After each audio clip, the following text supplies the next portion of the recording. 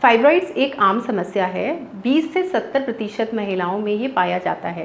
तो अगर आपको भी ये समस्या है तो आप परेशान मत होइए। इस वीडियो को अच्छे से देखिए क्योंकि इसमें मैंने बताया है कि कैसे योग और आहार आपकी इस समस्या को धीरे धीरे नियंत्रित करने में मदद कर सकता है।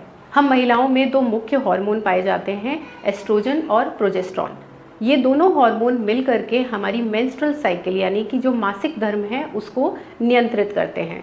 इन दोनों हार्मोन्स का आपस में संतुलित होना बहुत ज़रूरी है। जितनी जिसकी मात्रा शरीर को चाहिए, अगर उससे ऊपर नीचे जब ये हार्मोन्स होते हैं तो आपको कई प्रकार की दिक्कतें शुरू होती हैं।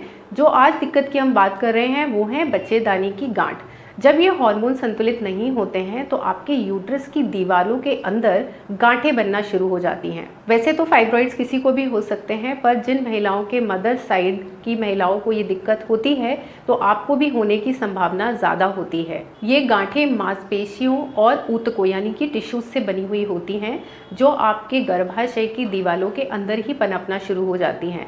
या तो ये एक गांठ के रूप में मिलती है या फिर कई सारी गांठों के गुच्छे के रूप में विकसित होना शुरू हो जाती हैं। इनका आकार 1 मिलीमीटर से लेकर 20 सेंटीमीटर तक बड़ा या फिर उससे भी बड़ा आकार का हो सकता है। तुलना के लिए ये एक बीज जितने छोटे से लेकर एक तरबूज जितने बड़े आकार तक के भी हो सकते हैं। ये गांठ कई प्रकार की होती है, वो निर्भर करता है कि इसका विकास कहाँ पर हो रहा है। ये आपके गर्भाशय की सबसे बाहर वाली परत के ऊपर हो सकती है, दोनों परत के बीच में हो सकती है, परत के अंदर हो सकती है, या फिर आपकी यूट्रस की कैविटी यानी कि जो मुख्य गुहा होती है उसके अंदर भी हो सकती है। जो सबसे कॉमन है वो है दोनों परतों के बीच वाली गांठ। इसको इंट्राम्यूरल फाइब्रॉइड्स भी कहा जाता है। इसलिए जब ये गांठें धीरे धीरे बड़ी होने लगती हैं तो आपके पीरियड्स में हैवी ब्लीडिंग यानी कि भारी रक्तस्राव होने लगता है, जिसके साथ साथ आपको तेज़ दर्द भी महसूस होता है। आप खुद सोचिए कि अगर आपके यूट्रस के अंदर मोटी मोटी गांठें होंगी, जब हमारे पीरियड्स होते हैं तो हमारी यूट्रस ब्लड को बाहर निकालने के लिए कॉन्ट्रैक्शन करती है, छोटी बड़ी होती है, और इन गांठों की वजह से आपको तेज़ दर्द महसूस होता है। आपकी ब्लीडिंग भी बहुत ज़्यादा होती है। कितनी बार आपके पीरियड्स हर 10 से 20 दिन में रिपीट होते हैं, यानी कि महीने में 1 से 2 बार आपकी साइकिल आना शुरू हो जाती है। इसके साथ क्योंकि ये गांठें आपकी गर्भाशय के अंदर हैं तो आपकी जो यूट्रस है उसका साइज़ बड़ा होने लगता है, जिसके कारण कई बार महिलाओं का पेट बाहर की तरफ निकलने लगता है, जिससे आपकी बेली बहुत लटकी हुई और बड़ी नज़र आती है। और जो हैवी ब्लीडिंग आपको पीरियड्स के दौरान हो रही है उसकी वजह से आगे के आने वाले समय में आपको अनीमिया यानी कि खून की कमी भी हो सकती है, जो कि काफ़ी बार फाइब्रॉइड्स की जो पेशेंट्स होते हैं उनमें ये सामान्य पाया गया है। जिन लोगों के फाइब्रॉइड्स गुच्छे में होते हैं और आकार में भी बड़े होते हैं तो धीरे धीरे ये जो गर्भाशय है वो ब्लैडर यानी कि मूत्राशय के ऊपर प्रेशर यानी कि दबाव डालता है, क्योंकि ये दोनों आगे पीछे होते हैं, जिसके कारण आपने देखा होगा कि आपका एक लक्षण है कि आपको बार बार यूरिन पास करने की इच्छा होती है, यानी कि बार बार आप पेशाब करने के लिए जाते हैं। वो इसलिए क्योंकि आपकी जो ब्लैडर है उसके ऊपर कंटिन्यूसली आपकी यूट्रस दबाव दे रही होती है इन फाइब्रॉइड्स की वजह से। यही फाइब्रॉइड्स आपको कमर में दर्द देते हैं। इसके अलावा महिलाओं में कई बार कब्ज यानी कि कॉन्स्टिपेशन की समस्या भी देखी गई है। इसके साथ महिलाएं शारीरिक संबंध बनाते समय बहुत कष्ट महसूस करती हैं। ये भी एक लक्षण फाइब्रॉइड से ही जुड़ा हुआ है। प्राकृतिक तरीके से हम इन गांठों को 6 महीने में धीरे धीरे कम कर सकते हैं, तो इसलिए आपको ये लंबे समय तक जैसे मैं आपको बता रही हूँ वैसे ही फॉलो करते जाना है। तो इनको ठीक करने के लिए हमें काम करना होगा 4 चीज़ों पर। सबसे पहला है एस्ट्रोजन और प्रोजेस्टेरॉन का साथ में ठीक से काम करना। ये ज़्यादातर इन्फ्लुएंस होता है स्ट्रेस हार्मोन से। तनाव का एक हार्मोन होता है जिसको कॉर्टिसोल कहा जाता है। जब हम प्राणायाम और योग का नियमित अभ्यास करते हैं तो कॉर्टिसोल हमारे शरीर में कम बनना शुरू होता है, जिसके कारण हमारा प्रोजेस्टेरॉन और एस्ट्रोजन ज़्यादा बनता है और अच्छे से काम करता है। दूसरा, हैवी ब्लीडिंग होने से जो खून में कमी आती है, अनीमिया, उसके लिए मैं आपको कुछ डाइट टिप्स दूंगी जो आपको फॉलो करने हैं, अपने खान पान में उनको इंक्लूड करना है। बहुत आसान है, बस कुछ कॉम्बिनेशन है जिसको करने से आपके आयरन लेवल बढ़ना शुरू हो जाएंगे। तीसरा बड़ा कारण होता है मोटापा। यानी कि अगर आप ओवरवेट हैं तो आपके फाइब्रॉइड्स और ज़्यादा बड़े होते चले जाते हैं। इसीलिए आपको रोज़ाना 30 मिनट की वॉक करनी है, सैर पर जाना है।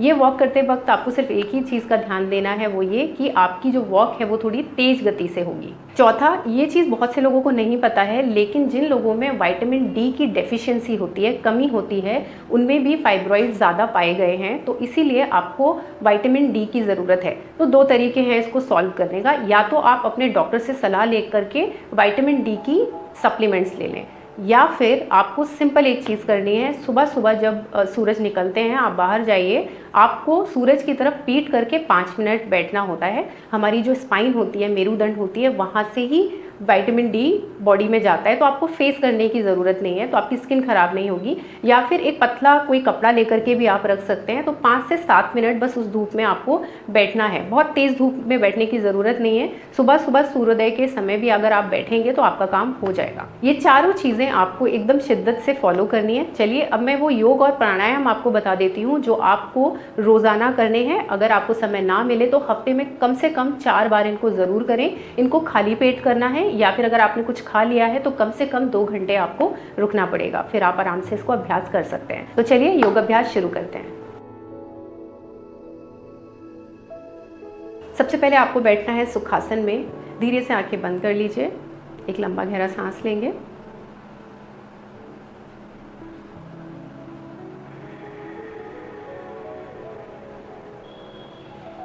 एक और बार।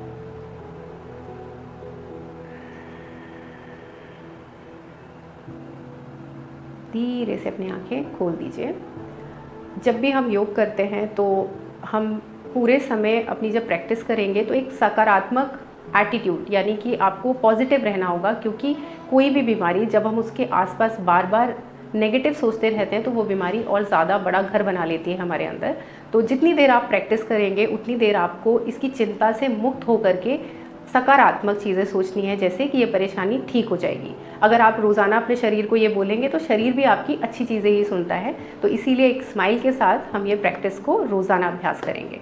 सबसे पहले हम करेंगे बद्ध कोण आसन। इसके लिए हमें सुखासन से इस तरीके से अपने पैरों के तलवों को आपस में जोड़ के बैठना है। बहुत ही आसान है ये योगासन, लेकिन इसके फ़ायदे अनगिनत हैं। ठीक है, तो ये हमारे पेल्विक एरिया पे काम करता है, हमारे ओवरीज, यूट्रस की ओवरऑल हेल्थ के लिए बहुत अच्छा है। दोनों हाथों से इस तरीके से आपको अपने पाँवों को पकड़ लेना है।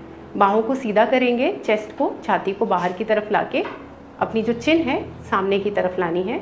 इसके बाद देखिए, सांस लीजिए, एडजस्ट कीजिए खुद को, और जितना हो सके ये जो थाइस है ना, इनको नीचे की तरफ लेके आइए मैट के पास। ठीक है, अगर आपका पाँव यहाँ तक आ रहा है, इसका मतलब ये जो मसल्स हैं, लिगामेंट्स हैं, ये अभी फ्लेक्सिबल नहीं है, तो प्रेशर मत डालिए। लेकिन धीरे धीरे जब आप प्रैक्टिस करना शुरू करेंगे तो ये आप नीचे तक ले जा सकते हैं। ठीक है, यहाँ पर आपको लेके आना है। आंखें बंद कीजिए, लंबा गहरा सांस 10 सेकेंड यहाँ पे होल्ड कर लीजिए।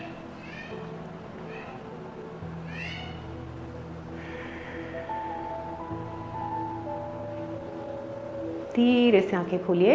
इसके बाद हम कर लेते हैं तितली आसन। तो तितली आसन बद्ध कोण आसन से ही करना है। दोनों पैर ऐसे ही रहेंगे, थोड़ा सा आगे कर दीजिए, क्योंकि हमें ऊपर नीचे इस तरीके से फ्लैपिंग करनी है। ठीक है, सामने देखिए, 30 बार कर लेंगे। ठीक है, ऊपर और नीचे, 2 3 4 5 6 7 8 9 10 11 12 13 14 15 16 17 18 19 20 21 22 23 24 25 26 27 28 29 30। धीरे से पाँव ले जाइए बद्ध कोण आसन में, फिर से 10 सेकेंड।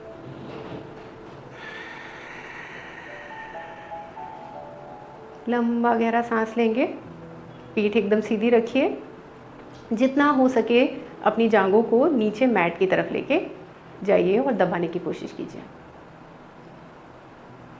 रिलैक्स, आंखें खोलिए, थोड़ा सा पाँव आगे, फिर से बटरफ्लाई 30 बार। 1 2 3 4 5 6 7 8 9 10 11 12, 13, 14, 15, 16, 17, 18, 19, 20, 21, 22, 23, 24, 25, 26, 27, 28, 29, 30। बद्धकोण आसन में फिर से आ जाइए। 3 बार करना है हमें। लंबा गहरा सांस, रुकेंगे यहाँ पर 10 सेकंड के लिए।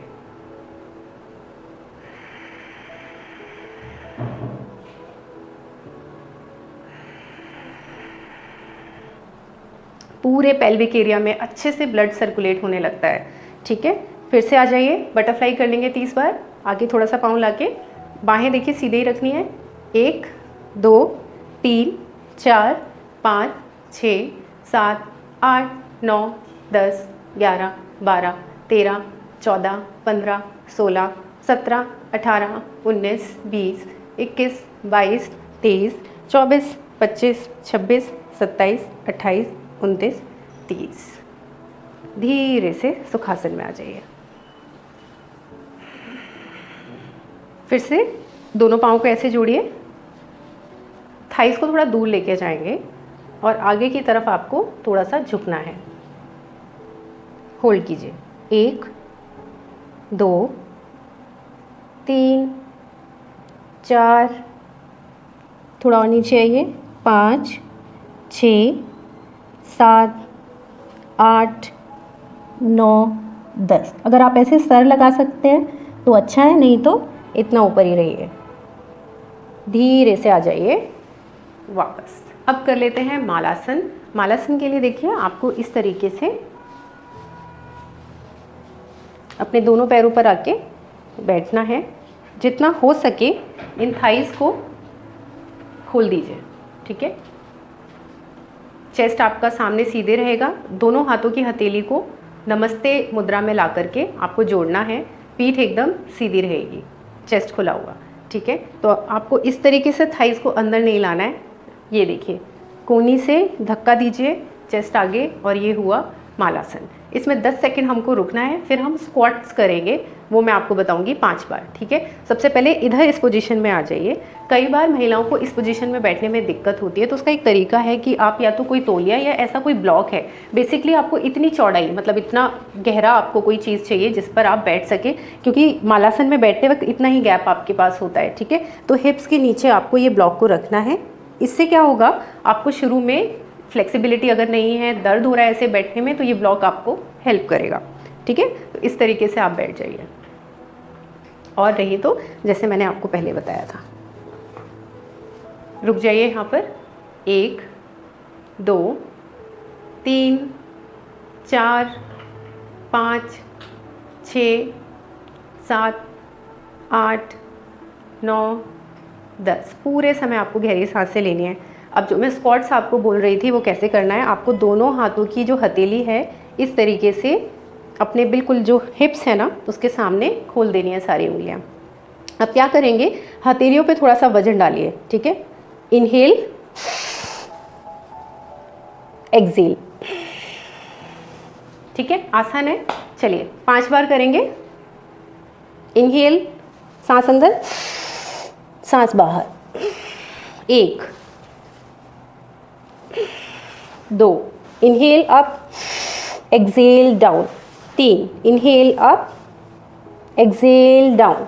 4, इनहेल अप, एक्सेल डाउन। 5, फिर से होल्ड, रुकना नहीं है।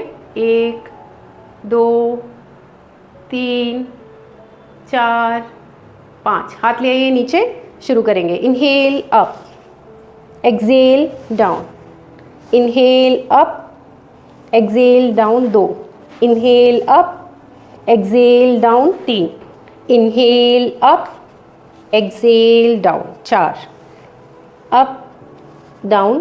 5, मालासन में ही रहिए।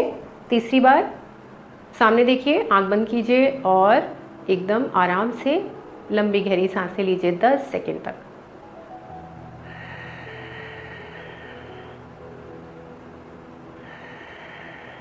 चलिए फिर से 5 बार करेंगे। हथेली आगे, इनहेल, सांस अंदर, ऊपर, सांस छोड़ते हुए नीचे। 1, 2, 3, 4 और 5। धीरे से आ जाइए वापस सामने। फिर से 10 सेकंड के लिए रुक जाएंगे, आंखें बंद। 1 2 3 4 5 6 7 8 9 और 10। धीरे से आंखें खोल दीजिए और फिर से सुखासन में आ जाइए। अब कर लेते हैं उपविष्ट कोणासन, जिसके लिए आपको अपने दोनों पैरों को दोनों तरफ इस तरीके से खोलना होगा।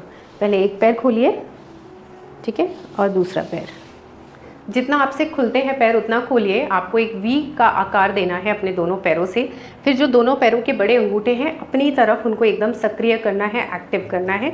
आपकी पीठ एकदम सीधी रहेगी, ठीक है। आंखें बंद कीजिए, यहाँ पर होल्ड कीजिए।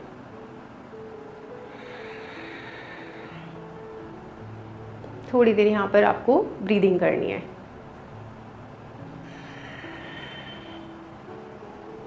थोड़ा सा सांस छोड़ते हुए हल्के से आगे आइए। आपको ध्यान रखना है कि आप अपनी पीठ को ना मोड़ें, आपको मुड़ना अपने यहाँ कमर से है, ठीक है। तो दोनों हाथों को यहाँ रखा हुआ है। सांस लीजिए, छोड़िए। छोड़ते हुए धीरे धीरे आपको नीचे आना है, ठीक है। जितना आप आ सकते हैं उतना, लेकिन पीठ पूरी सीधी है, चेस्ट आगे की तरफ, पैर देखिए एकदम सक्रिय है। आगे एक ब्लॉक इस तरीके से आपको रखना है, कोहनी को ऐसे नीचे, यहाँ पर आप रुक जाइए। सांस लेते रहिए, पीठ पूरी सीधी रहेगी।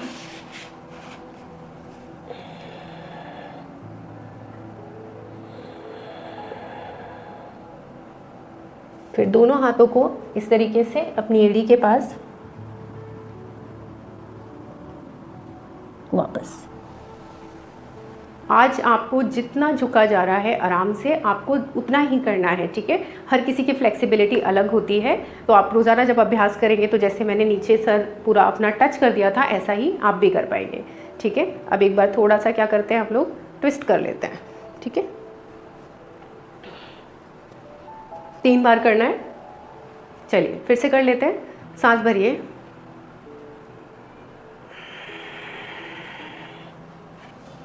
होल्ड कीजिए, लंबी गहरी सांसें।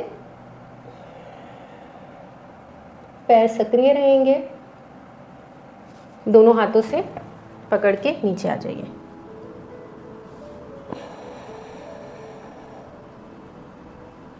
धीरे से वापस।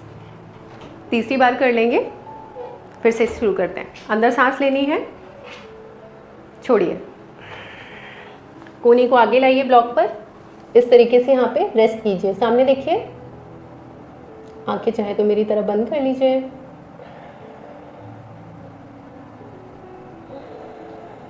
अभी हो सकता है आपको ऐसा करना थोड़ा कठिन लग रहा होगा, लेकिन देखिएगा धीरे धीरे आपको इसी आसन में आराम मिलना शुरू हो जाएगा। दोनों हाथों से इस तरीके से अपनी एंकल पकड़िए, सामने देखिए, सांस छोड़ते हुए फिर से एक लंबा गहरा सांस लेके छोड़ते हुए नीचे आ जाइए। रुकिए यहाँ पे,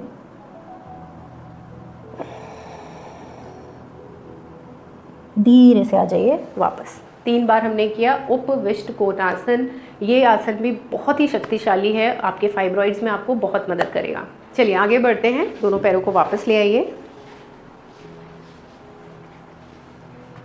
अब हम करेंगे अर्ध मत्स्येंद्र आसन। सबसे पहले जाना होगा दंडासन में। दोनों पैरों को आगे इस तरीके से खोल दीजिए। इस तरीके से आपको सिटिंग बोन पर बैठ जाना है। पीठ सीधी रखिएगा। पहले एक लंबा गहरा सांस ले लें। इसमें हम क्या करेंगे, सबसे पहले अपने एक पैर को, ये मैं लेफ़्ट लेग ले रही हूँ, इसको फोल्ड करेंगे। इसकी एड़ी को उठा करके दूसरे पैर की जो नी है, घुटना है, उसके बिल्कुल सामने आपको लेके जाना है, ठीक है।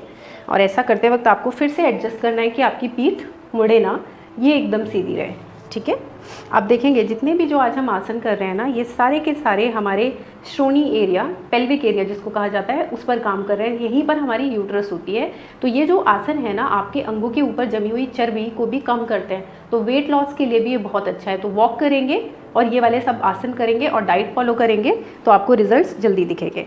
घुटना एकदम छाती के सामने रखते हुए अपने हाथ को इस तरीके से रख लीजिए, ठीक है। यहाँ पे आप चिन्ह मुद्रा भी बना सकते हैं। ये देखिए, पीठ एकदम सीधी, दूसरा हाथ आपको घुमाते हुए लाना है और अपने कूल्हे के एकदम बीच में पूरी उंगलियों को फैलाते हुए इस तरीके से पाम को नीचे रखना है। देखिए, कंधे एकदम सीधे होंगे और आप पीछे की तरफ मुड़ जाएंगे। यहाँ पे होल्ड, 1 2 3 4 और 5, धीरे से आ जाइए वापस। यही चीज़ दोबारा से दूसरे पैर के साथ भी कर लीजिए। देखिए, इस तरीके से आया, छाती के सामने चेक किया, हाथ को रखा, मुद्रा बना ली, इनहेल एक्सहेल और ट्विस्ट कर लिया। 1 2 3 4 5, धीरे से पाँव वापस। सब साथ में कर रहे हैं, एक बार करने से भी हो जाएगा। समय ज़्यादा है तो यही चीज़ आप 3 बार भी रिपीट कर सकते हैं। चलिए आगे बढ़ते हैं। अब कर लेंगे कैट काउ, मर्जरी आसन, भितली आसन, जिसके लिए सबसे पहले टेबल टॉप में आ जाना है, ठीक है। पीठ एकदम सीधी रहेगी और जो मेरी जांघें हैं मेरे हिप के बराबर ही खुले हुए हैं, ठीक है। सामने देखिए, कैट काउ के लिए सबसे पहले सांस लेंगे। ये कमर को अंदर की तरफ, नीचे की तरफ लेके जाएंगे, कर्ल करेंगे और ऊपर सांस भरते हुए देखना है। ये काउ है, ठीक है। बितली और एक्सेल करेंगे तो कैट में जाना शुरू करेंगे, मर्जरी आसन। सांस भरेंगे काउ, सांस छोड़ेंगे कैट। 5 बार कर लीजिए। सांस भरिए, ऊपर ऊपर ऊपर। ये आपकी स्पाइन के लिए बहुत ही अच्छी है। एक्सेल, इनहेल अप,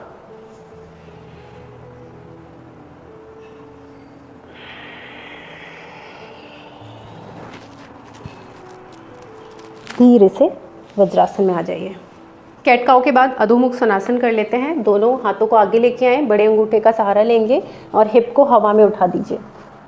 पैरों को सीधा कीजिए, 10 सेकंड यहाँ पे रुकेंगे। आपकी दृष्टि आपके चेस्ट पर रहेगी।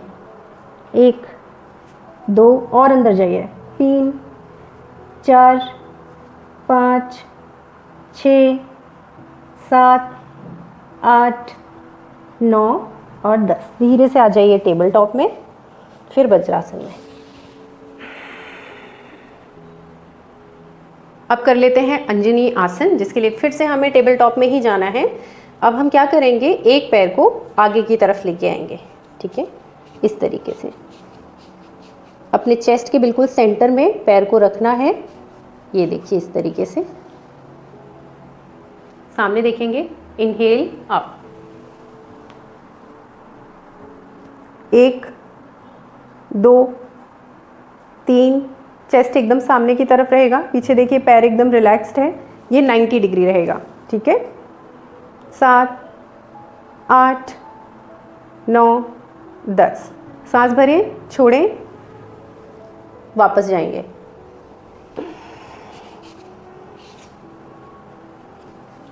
दूसरा पैर लेके आइए, धीरे से उठाइए,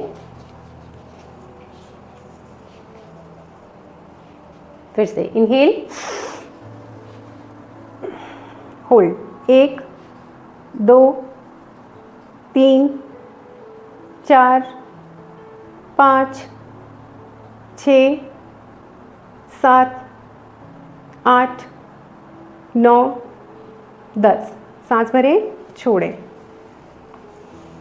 वापस जाइए, वज्रासन में आ जाइए, रिलैक्स। यहाँ से हम पेट के बल लेट करके भैकासन करेंगे, जिसके लिए आपको सीधे इस तरीके से आ जाना है, ठीक है। अब हम क्या करेंगे, एक पैर को इस तरीके से मोड़ेंगे, आगे वाले हाथ से चेस्ट को सहारा देंगे, इस हाथ को पीछे लेके जाएंगे और इसको इस तरीके से थोड़ा सा प्रेस करेंगे और सामने देखेंगे।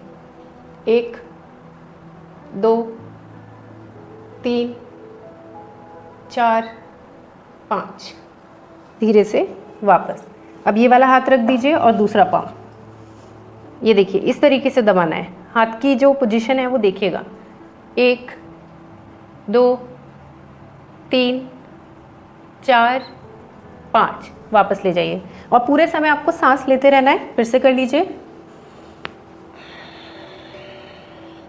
रिलैक्स कीजिए खुद को।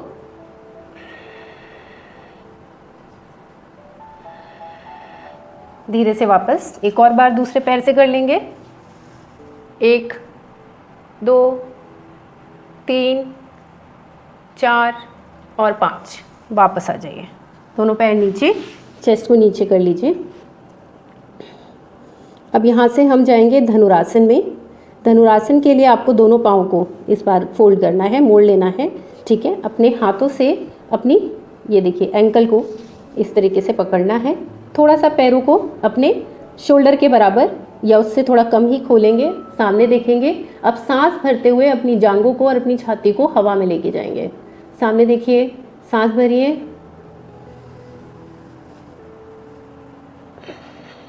रुकिए यहाँ पे, 1 2 3 4 और 5, वापस आ जाइए।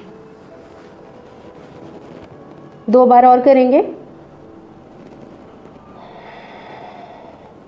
सांस भरिए, अप, 1 2 3 4 5, वापस। चाहे तो पूरे पैर ऐसे नीचे ले जाइए, थोड़ा सा रिलैक्स कर लीजिए। चलिए तीसरी बार कर लीजिए, पैर मोड़िए, पकड़ लीजिए, सांस भरिए, 1 2 3 4 5, वापस। Very good. उठ के बैठ जाइए। अब हम कर लेते हैं कपालभाति। कपालभाति करने के लिए आपको सांस जो अंदर लेनी है वो सक्रिय नहीं होगी, यानी कि धीरे से ली जाएगी और बाहर झटके से छोड़ी जाएगी, ऐसे, ठीक है। तो आपको 20 बार ये स्ट्रोक्स लगाने हैं। स्ट्रोक का मतलब इसको एक स्ट्रोक कहा जाएगा, ऐसा 20 बार आपको करना है, ठीक है। फिर ब्रेक लेंगे, फिर 20 बार और करेंगे। सामने देखिए, दोनों हाथों से बना लेंगे चिन्ह मुद्रा, चेस्ट एकदम सामने की तरफ रहेगा। इनहेल करके जोर से एक्सहेल करना है, ठीक है। टाइमर आएगा, उतनी देर आपको करना है।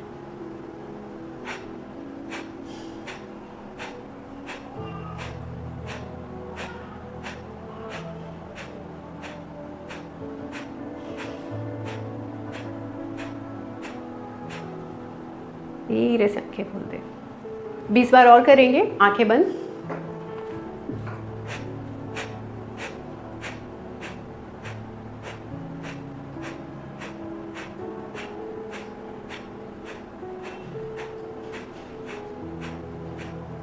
धीरे से आंखें खोल दीजिए।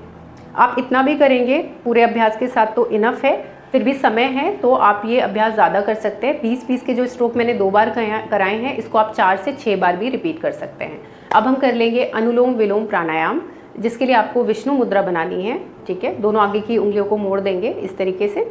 एक हाथ से आपको बनानी है चिन्ह मुद्रा। इसमें आपको लेफ्ट नॉस्ट्रिल से यानी कि चंद्र नाड़ी से शुरुआत करनी होती है। पहले वहाँ से अंदर लेना होता है, राइट से बाहर निकालना होता है, राइट से ही फिर अंदर ले लेना होता है और लेफ्ट नॉस्ट्रिल से यानी कि बाईं नासिका से पूरा बाहर छोड़ देना होता है। तो बाईं नासिका से शुरू करके बाईं नासिका पर ही ख़त्म करेंगे। ये हुई एक साइकिल। ऐसा हमें 10 बार करना है, ठीक है। धीरे से आंखें बंद कर लीजिए, पीठ सीधी रहेगी। चिन्ह मुद्रा बना लीजिए, विष्णु मुद्रा बना लीजिए, आंखें बंद कीजिए। मेरे साथ ही आपको फॉलो करना है। पहली साइकिल शुरू करते हैं, सांस अंदर, राइट नॉस्ट्रिल से सांस को बाहर छोड़ दीजिए। अब उसी से फिर अंदर ले लीजिए, बाहर छोड़ दीजिए लेफ्ट से।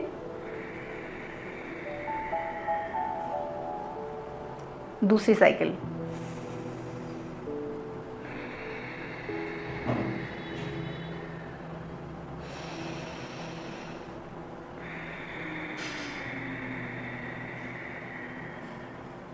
तीसरी साइकिल,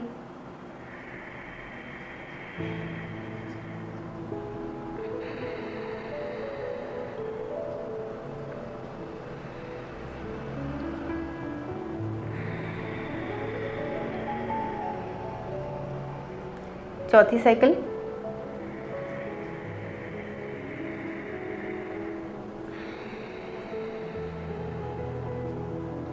सांस अंदर और बाईं नासिका से बाहर। 5वीं साइकिल शुरू करेंगे। बाईं नासिका से सांस अंदर,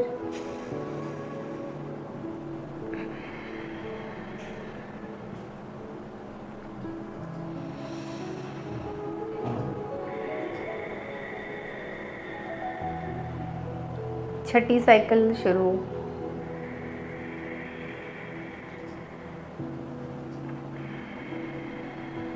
जितना लंबा सांस अंदर है उतना ही छोड़ना है, छोड़ दीजिए बाहर। 7वीं साइकिल कर लीजिए। सांस अंदर, बाहर, फिर से अंदर, दाईं नासिका से छोड़ दीजिए। 8वीं साइकिल शुरू करेंगे।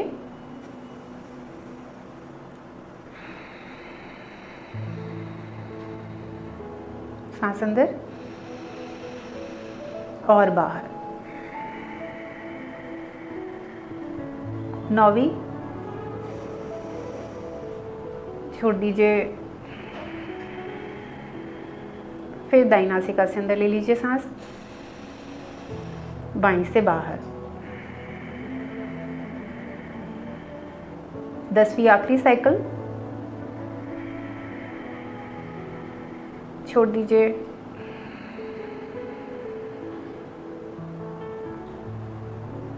धीरे से अंदर,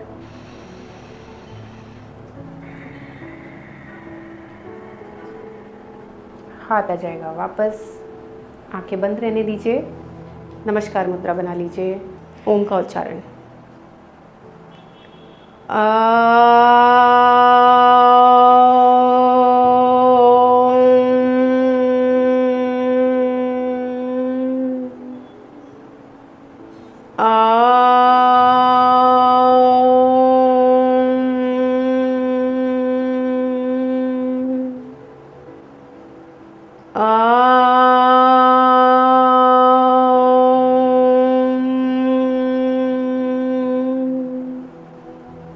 आंखें बंद रहने दें। दोनों हाथों को आपस में रगड़िए।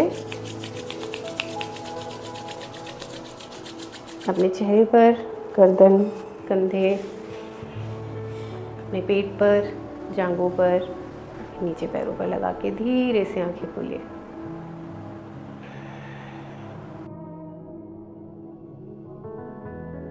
चलिए आगे बढ़ते हैं। अब बात कर लेते हैं डाइट से जुड़ी हुई कुछ ज़रूरी चीज़ें जो आप अगर फॉलो करते हैं तो आपको ये फाइब्रॉइड्स को कम करने में बहुत मदद मिलेगी। जैसा कि मैंने आपको बताया था कि हैवी ब्लीडिंग होती है फाइब्रॉइड्स के पेशेंट्स में, जिसके कारण आपकी जो एनीमिया की शिकायत है वो बढ़ सकती है, आपके अंदर ब्लड की कमी हो सकती है। तो आपको अपनी ये ब्लड की पूर्ति करनी है। आपका जो खाने की चीज़ें होती हैं उसमें कई सारी चीज़ें हम आयरन से भरपूर लेते हैं, लेकिन शरीर में जाने के बाद फिर भी वो हमें नहीं लगता, यानी कि एब्जॉर्प्शन अच्छा नहीं होता। इसके लिए मैं आपको कुछ कॉम्बिनेशन बताऊंगी जिसमें आपको अपनी आयरन रिच फूड जो हैं उसके साथ में विटामिन सी से भरे हुए जो फूड हैं वो साथ में लेने हैं।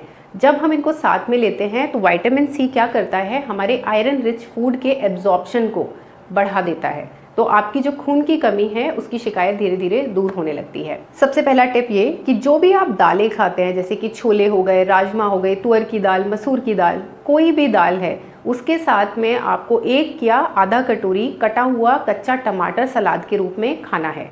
तो जो आपका टमाटर होता है उसमें अच्छा विटामिन सी मिलता है, आपकी दालों में हीम होता है, यानी कि जो मैं आयरन रिच फूड बता रही हूँ, इनका जब आप साथ में लेते हैं तो आपका आयरन का एब्जॉर्प्शन ज़्यादा अच्छा होता है। दूसरा, जो भी आप हरी पत्तेदार सब्ज़ी खाते हैं, जैसे कि मेथी हो गई, पालक हो गया, इनकी सब्जियों के ऊपर आपको थोड़ा सा डालना है नींबू। तो नींबू हो गया विटामिन सी फूड, और स्पिनच और ये जितनी भी हरी सब्जियां होती हैं इसमें काफ़ी आयरन होता है। तो इसके ऊपर अगर आप थोड़ा सा 2-4 बूंद नींबू का डाल लेंगे तो आपका जो आयरन का एब्जॉर्प्शन है वो काफ़ी अच्छा हो जाएगा। तीसरा है विटामिन के। ये एक ऐसा विटामिन है जिसको अगर आप अपने डाइट में अच्छी मात्रा में लेते हैं तो जो हैवी ब्लीडिंग जिन लोगों को होती है, पेन होता है, काफ़ी भारी पीरियड्स होते हैं, उसमें कमी आती है। विटामिन के हमें किस में मिलता है? ये मिलता है हमें गोभी में, पत्ता गोभी में, ब्रोकली में, इसके साथ हमें ये मिलता है अंजीर यानी कि फिग में।